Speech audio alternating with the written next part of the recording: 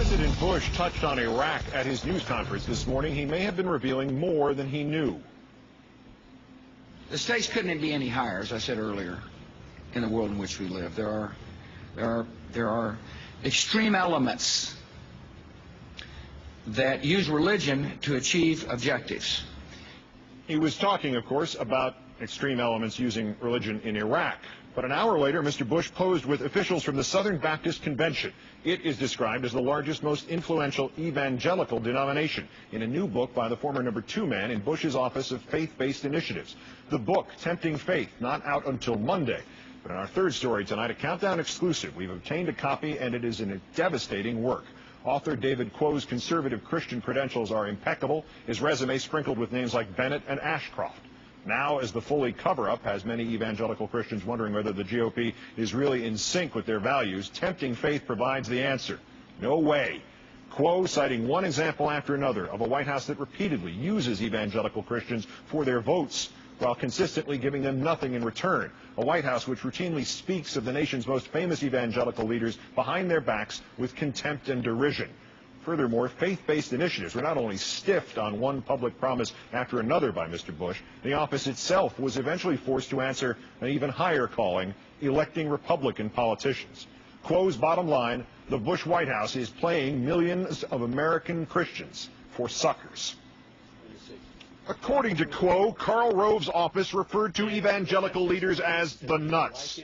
Quo says national Christian leaders received hugs and smiles in person and then were dismissed behind their backs and described as ridiculous, out of control, and just plain goofy.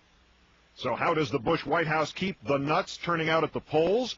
One way, regular conference calls with groups led by Pat Robertson, James Dobson, Ted Haggard, and radio hosts like Michael Reagan.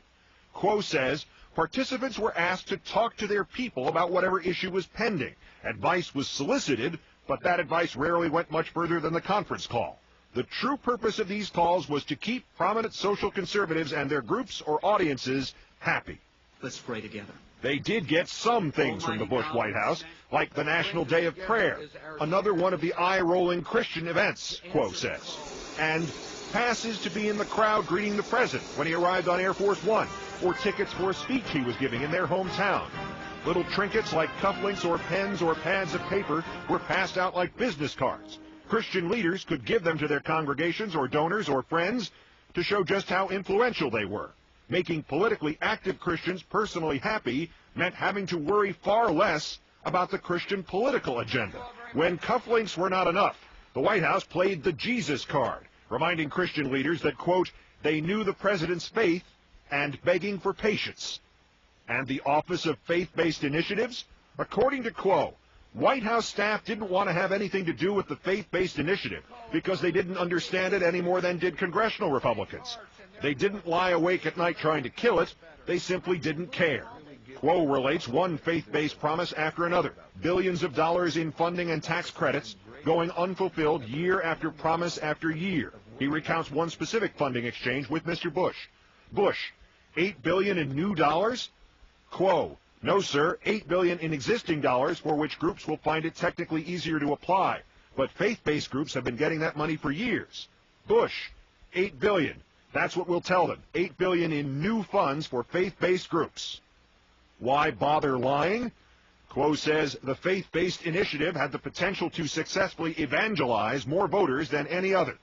According to Quo, the office spent much of its time on two missions. One, trying and failing to prove Mr. Bush's claim of regulatory bias against religious charities hiring who they wanted. Quote, finding these examples became a huge priority, but religious groups had encountered very few instances of actual problems with their hiring practices. It really wasn't that bad at all. Another mission, lobbying the president to make good on his own promises. How? Quo says they tried to prove their political value by turning the once bipartisan faith-based initiatives into a political operation. It wasn't just discrimination against non-Christian charities. One official who rated grant applications told Quo, when I saw one of those non-Christian groups in the set I was reviewing, I just stopped looking at them and gave them a 0. A lot of us did. The office was also literally a taxpayer-funded part of the Republican campaign machinery. In 2002, Quo says, the office decided to hold roundtable events for threatened incumbents with faith and community leaders, using the aura of our White House power to get a diverse group of faith and community leaders to a nonpartisan event discussing how best to help poor people in their area. White House Political Affairs Director Ken Mellman, quote, loved the idea and gave us our marching orders. There were 20 targets, including Saxby Chambliss in Georgia and John Shimkus in Illinois.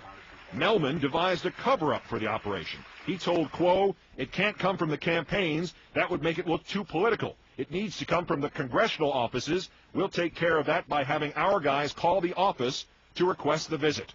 Quo explains this approach inoculated us against accusations that we were using religion and religious leaders to promote specific candidates. Those roundtables were a hit. Republicans won 19 out of those 20 races.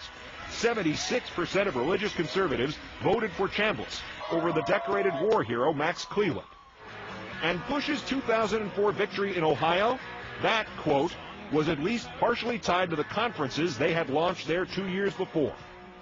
By that time, Quo had left the White House, concluding, quote, it was mocking the millions of faithful Christians who had put their trust and hope in the president and his administration. Bush knew his so-called compassion agenda was languishing and had no problem with that. If you would question Mr. Quo's credibility, you should know that his former boss also quit the White House, complaining in his one public interview that politics drove absolutely everything in the Bush administration. There is more, much more revealed in Tempting Faith, how Jack Kemp was tricked into sounding like a religious conservative without even knowing it, Jerry Falwell's astonishing behavior at the 9/11 Day of Remembrance, and considerably more as our countdown exclusive on Tempting Faith continues here tomorrow night.